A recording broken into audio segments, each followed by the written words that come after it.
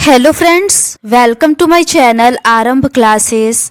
आज के इस वीडियो में हम लोग बीपीएससी टीआरई के लिए क्लास 6 to 8, 9, 10th और 11, 12th के लिए जियोग्राफी के क्वेश्चंस को आपके साथ सॉल्व करेंगे।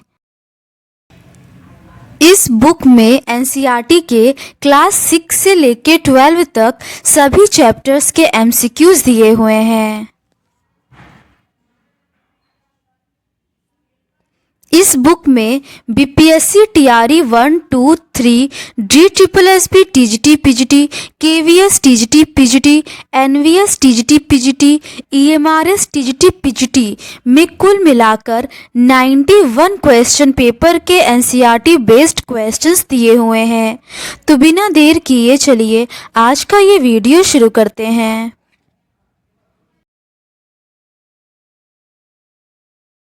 चैप्टर 12 तक के क्वेश्चंस का डिस्कशन हम लोगों ने इस सीरीज के प्रीवियस पार्ट में कर लिया है। आज हम लोग उसके आगे के क्वेश्चंस का डिस्कशन आपके साथ करेंगे। आगे के प्रश्न ऊर्जा संसाधन से संबंधित है। पहला प्रश्न है, काकरापार परमाणु ऊर्जा संयंत्र जिसकी तीसरी इकाई का वाणिज्यिक संचालन दिसंबर 2022 में शुरू हुआ है, भारत के निम्नलिखित राज्यों में से किस में स्थित है? इसका सही आंसर है ऑप्शन बी, गुजरात में। काकरापार परमाणु ऊर्जा संयंत्र जिसकी तीसरी इकाई का वाणिज्यिक संचालन दिसंबर 2022 में शुरू हुआ, जो गुजरात राज्य में स्थित है। भारत में परमाणु ऊर्जा कार्यक्रम की शुरुआत 10 अगस्त 1948 को परमाणु ऊर्जा आयोग की स्थापना हुई। इसी के तहत 1954 में परमाणु ऊर्जा विभाग और परमाणु ऊर्जा संस्थान अस्तित्व में आया। देश में परमाणु विद्युत गृहों के निर्माण, स्थापन, संचालन और देखरेख के लिए 1987 में भारतीय परमाणु विद्युत निगम का गठन किया गया। अगला प्रश्न है, काकरापाड़ा नाभिकीय ऊर्जा परियोजना निम्नलिखित में से किस राज्य में स्थित है? इसका सही आंसर है ऑप्शन सी, गुजरात में।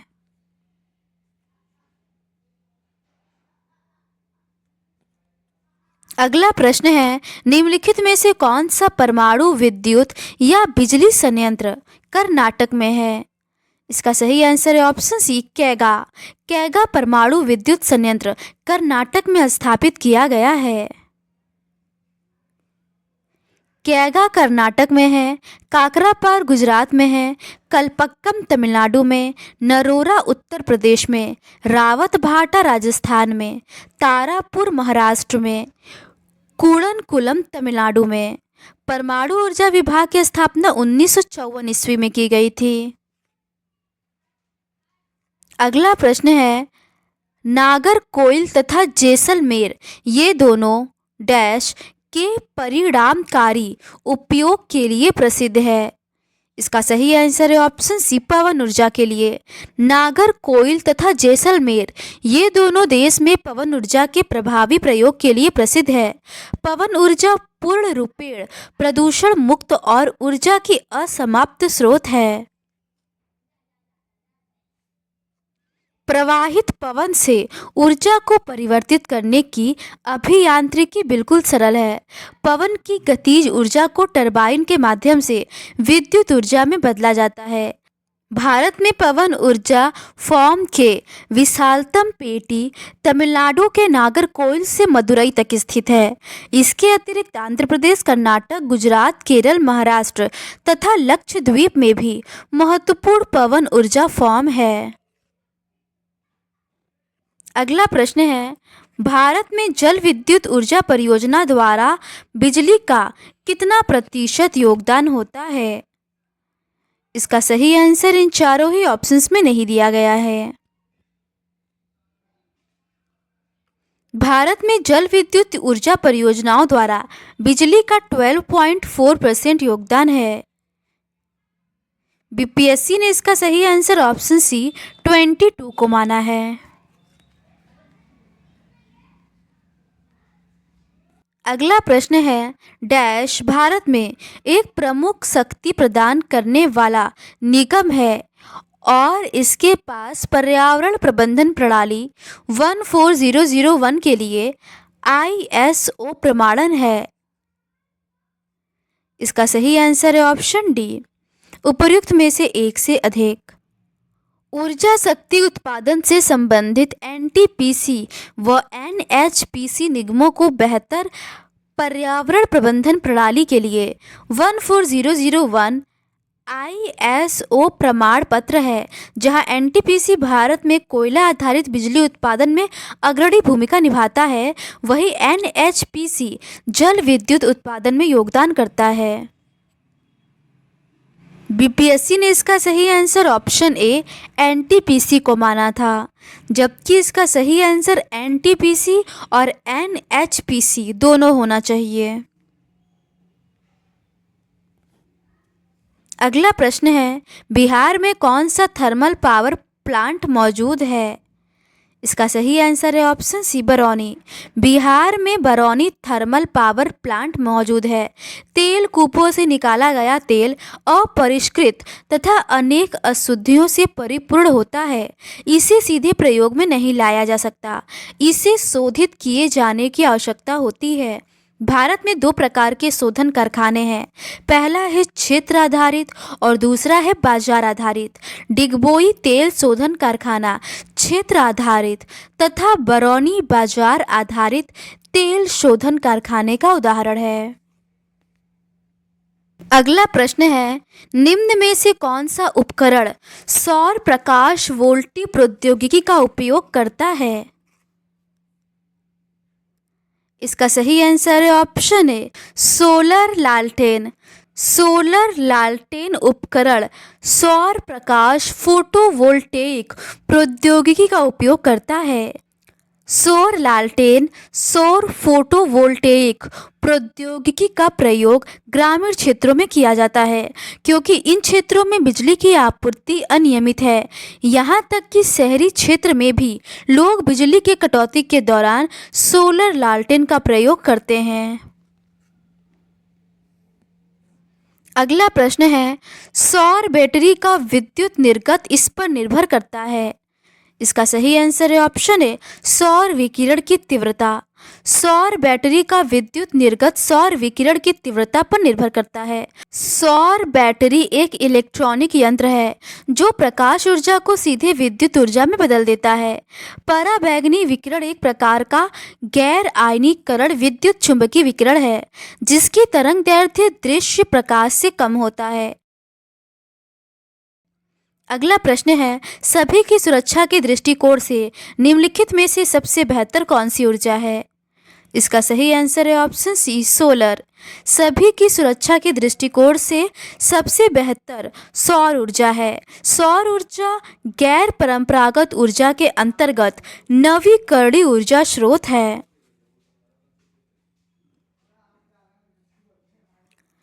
अन्य सभी अनवीकरणीय ऊर्जा स्रोतों की अपेक्षा सौर तापीय प्रौद्योगिकी अधिक लाभप्रद है।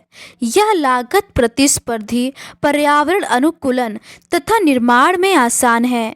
सौर ऊर्जा कोयला अथवा तेल आधारित संयंत्रों की अपेक्षा 7% अधिक और नाभिकीय ऊर्जा से 10% अधिक प्रभावी है। आगे के प्रश्न पेट्रोलियम एवं प्राकृतिक गैस संसाधन से संबंधित है। क्वेश्चन नंबर 11 है, पेट्रोलियम क्षेत्रों और उनकी स्थिति वाले राज्यों के युग्मों के बीच निम्नलिखित में से कौन से युग्म सही है? इसका सही आंसर है ऑप्शन डी, उपर्युक्त में से एक से अधिक। असम के प्रमुख पेट्रोलियम क्षेत्र हैं डिगबोई, नाहर, कटिया, मोरान। गुजरात के प्रमुख तेल क्षेत्र हैं अंकलेश्वर, काकोल, मेहसाणा, नवागाम, कोसांबा तथा लुनेज। सभी पेट्रोलियम क्षेत्र सुमेलित हैं। अगला प्रश्न है, भारत का सर्वाधिक क्षमता वाला तेल शोधक कारखाना कौन सा है? इसका सही आंसर है ऑप्शन ए, कोयाली। भारत का सर्वाधिक क्षमता वाला तेल शोधक कारखाना कोयाली है। देश की तेल शोधक क्षमता 1998 में 62 मिलियन मीट्रिक टन प्रतिवर्ष थी, जो अभी 248.9 मिलियन मेट्रिक टन प्रतिवर्ष हो गई है। अगला प्रश्न है, हजीरा विजयपुर जगदीशपुर गैस पाइपलाइन की लंबाई कितनी है? इसका सही आंसर है option A 1625 kilometre. Hazira Vijaypur Jagdishpur gas pipeline की लंबाई 1700 किलोमीटर है, जो गेल द्वारा निर्मित है। इस पाइपलाइन ने मुंबई हाई और बसीन गैस क्षेत्रों को पश्चिमी और उत्तरी भारत में विभिन्न उर्वरक, बिजली और प्रौद्योगिकी परिसरों से जोड़ा है, जबकि एशिया की पहली 1157 किलोमीटर लंबी देश पारी पाइपलाइन का निर्माण IOL ने किया था, जिसे 1966 में कानपुर तक विस्तारित किया गया। अगला प्रश्न है, भारत के प्रथम कच्चा तेल पाइपलाइन परिवहन नेटवर्क का नाम बताइए। इसका सही आंसर है ऑप्शन ए उपर्युक्त में से कोई नहीं। एशिया की पहली 1157 किलोमीटर लंबी देश पारी पाइपलाइन का निर्माण ऑयल इंडिया लिमिटेड द्वारा किया गया था। पेट्रोलियम एवं प्राकृतिक गैस मंत्रालय के प्रशासन के अधीन स्थापित ऑयल इंडिया लिमिटेड कच्चे तेल एवं प्राकृतिक गैस का अन्वेषण, उत्पादन एवं परिवहन में संलग्न है। ये असम के नहरकटिया तेल क्षेत्र से बरौनी के तेल शोधन कारखाने तक बना था। अगला प्रश्न है, अंकलेश्वर तेल क्षेत्र किस राज्य में स्थित है? इसका सही आंसर है ऑप्शन ए गुजरात में। अंकलेश्वर तेल क्षेत्र गुजरात राज्य में स्थित है। भारत में अधिकांश पेट्रोलियम की उपस्थिति टर्शियरी युग की अवसादी शैलों में पाया जाता है। तेल धारक परत सरंध्र चूना पत्थर या बलुआ पत्थर होता है, जिसमें से तेल प्रवाहित हो सकता है। मध्यवर्ती असरंध्र परतें तेल को ऊपर उठने व नीचे रिसने से रोकती हैं। असम भारत का सबसे पुराना तेल उत्पादक राज्य है। डिगबोई, नहरकटिया और मोरन हुगरी जन इस राज्य के महत्वपूर्ण तेल उत्पादक क्षेत्र हैं।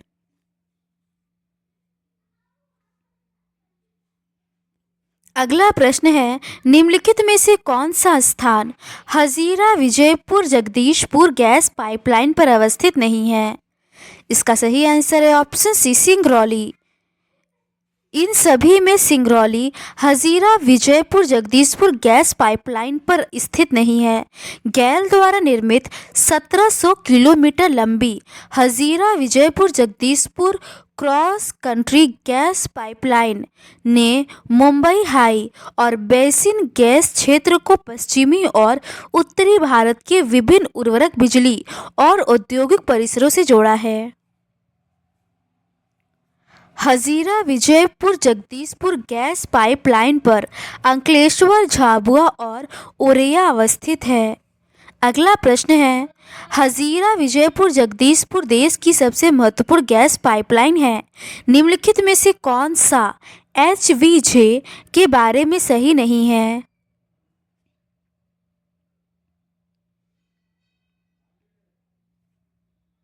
इसका सही आंसर इन चारों ही ऑप्शंस में नहीं दिया गया है। HVJ पाइपलाइन देश की सबसे महत्वपूर्ण पाइपलाइन है। यह पाइपलाइन 107 MSCMD की क्षमता के साथ 6725.47 किलोमीटर लंबी पाइपलाइन है। इसे 1987 में शुरू किया गया था। यह गैस पाइपलाइन गुजरात में हजीरा को उत्तर प्रदेश के जगदीशपुर से मिलाती है। यह मध्य प्रदेश के विजयपुर के रास्ते होकर जाती है। इसकी शाखाएं राजस्थान में कोटा तथा उत्तर प्रदेश के शाहजहांपुर, बबराला व अन्य स्थानों पर है। HVJ cross country gas pipeline ने मुंबई हाई और बसीन गैस क्षेत्रों को पश्चिमी और उत्तरी भारत के विभिन्न उर्वरक, बिजली और औद्योगिक परिसरों से जोड़ा है। ए और बी दोनों ही गलत है। अगला प्रश्न है, भार और यात्री सेवाओं के लिए निम्नलिखित परिवहन के साधनों में से कौन सा अन्य तीन से भिन्न है? इसका सही आंसर है ऑप्शन डी, पाइपलाइंस।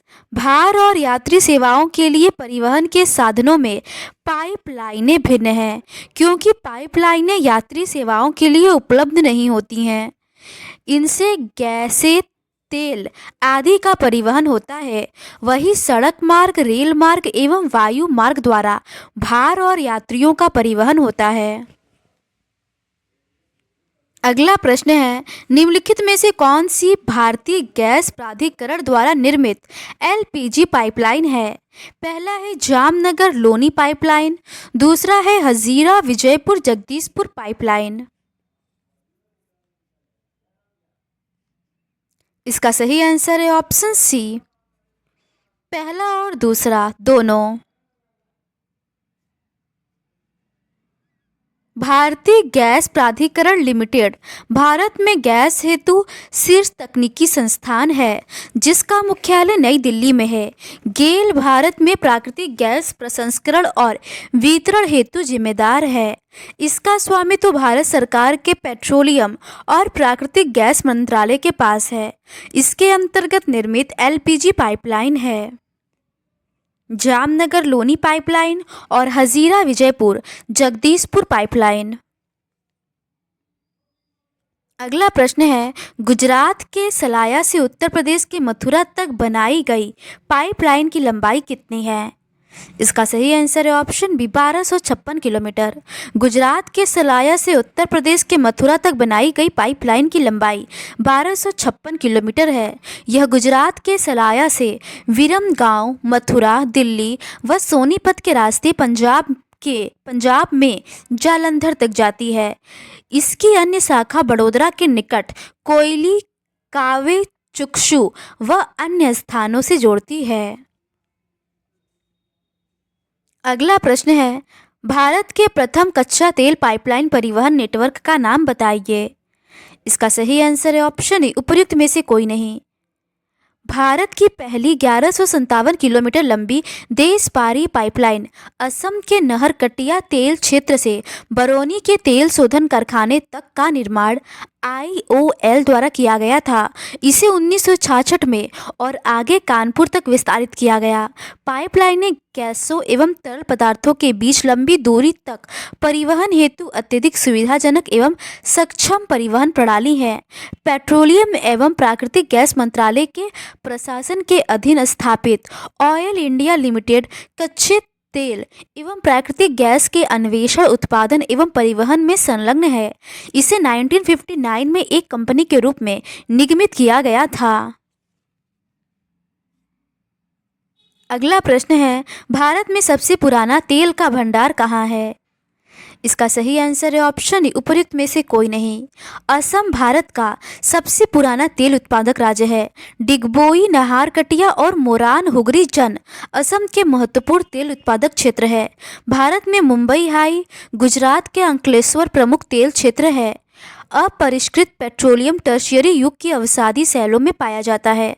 भारत में अधिकांश पेट्रोलियम की उपस्थिति टर्शियरी युग की शैल संरचनाओं के अपनति व भ्रंश ट्रैप में पाई जाती है।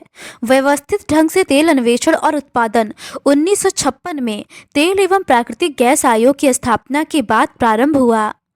अगला प्रश्न है, भारत में सबसे पुराना तेल उत्पादक राज्य कौन सा है? इसका सही आंसर है ऑप्शन सी, असम। अगला प्रश्न है, अंकलेश्वर तेल क्षेत्र किस राज्य में स्थित है? इसका सही आंसर है ऑप्शन ए, गुजरात में। अंकलेश्वर तेल क्षेत्र गुजरात में स्थित है।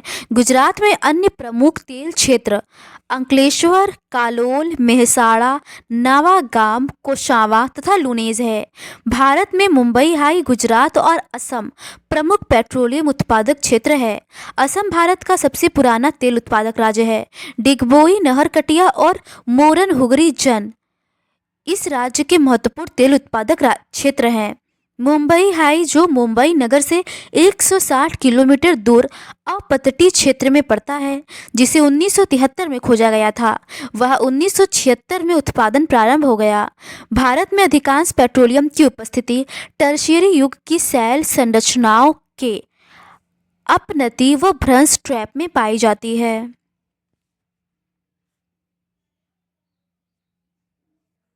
अगला प्रश्न है, भारत में भूतापीय ऊर्जा दोहन केंद्र कहाँ स्थित है?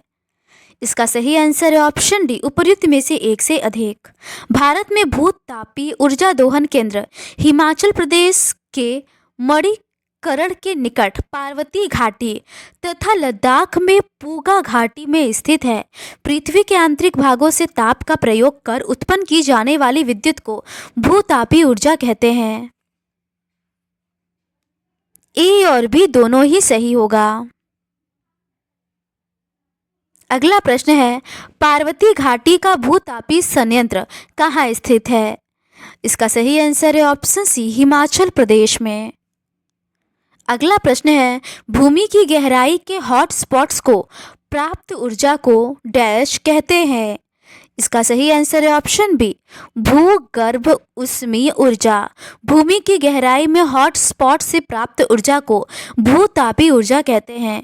पृथ्वी के आंतरिक भागों से ताप का प्रयोग कर उत्पन्न की जाने वाली विद्युत को भूतापीय ऊर्जा कहते हैं।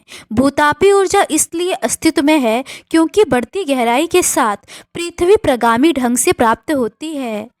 जहाँ भी भूतापीय प्रवणता अधिक होती है वहाँ उथली गहराइयों पर भी अधिक तापमान पाया जाता है।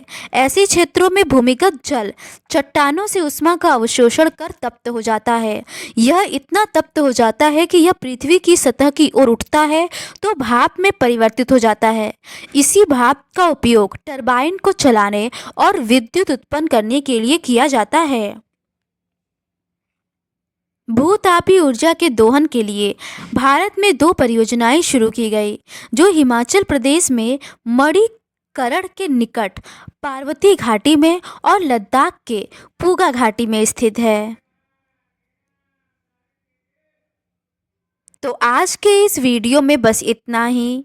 चैप्टर 14 उद्योग एवं व्यापार से संबंधित प्रश्नों का डिस्कशन हम लोग इस सीरीज के नेक्स्ट पार्ट में करेंगे। अगर आपको ये सीरीज़ पसंद आती है तो please do subscribe to my channel and like this video. Thank you.